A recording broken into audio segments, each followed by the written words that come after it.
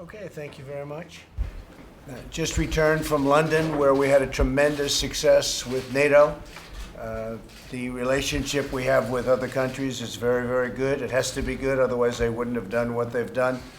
As you know, NATO was suffering very badly from depletion of funds, and it was going down like a roller coaster goes down, not up, but down. And I was able to, over the last couple of years, increase their contribution, not the United States, because we were paying far more than anybody else, to put it mildly. It was really getting ridiculous. And also the China room. We are very much impressed. And NATO now is very financially sound. It's very strong, far greater than anybody ever thought. If you look at Secretary General Stoltenberg's remarks, he was very generous in his remarks about what I've done for NATO and what our country has done, but what I've done in terms of getting other countries to put up money, because they weren't putting up money, and now they put up money at a level like has never been seen before. And President Trump the best way as possible.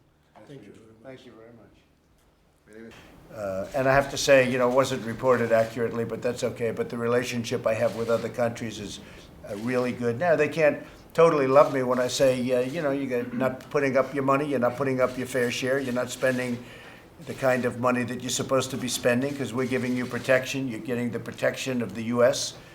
and the greatest military force in the world, and you're not paying. You're delinquent. So I tell some people they're delinquent. Not everybody can love that. You can't say that in too nice a manner, otherwise they're going to be just like they've been for the last 15 years and not pay. And certainly not pay up to the 2% level, which frankly isn't even that high. Frankly, 2% isn't that high. But It's a privilege to be here, and thank you also for sharing Kelly with us. Thank you. But I had a lunch yesterday that was great with, I call them the 2%ers.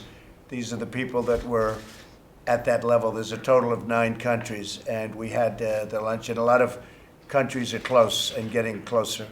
And some are really not close, and we may do things having to do with trade. It's not fair that they get U.S. protection and they're not putting up their money, and they're really, I call them, I use that term, delinquent. That's exactly what they are.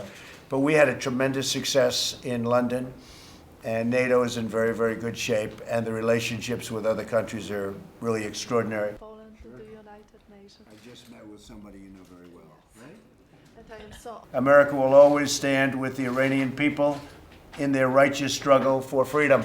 They're not being treated properly. All of that money is being wasted on weapons and on other things, and they're not treating their people properly.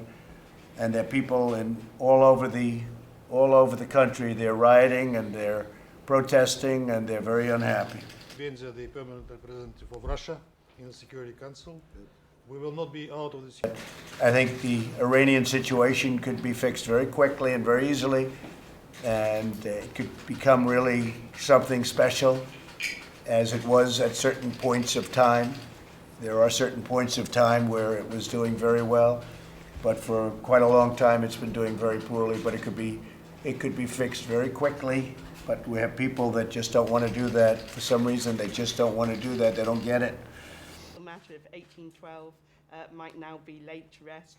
This is the most wonderful building.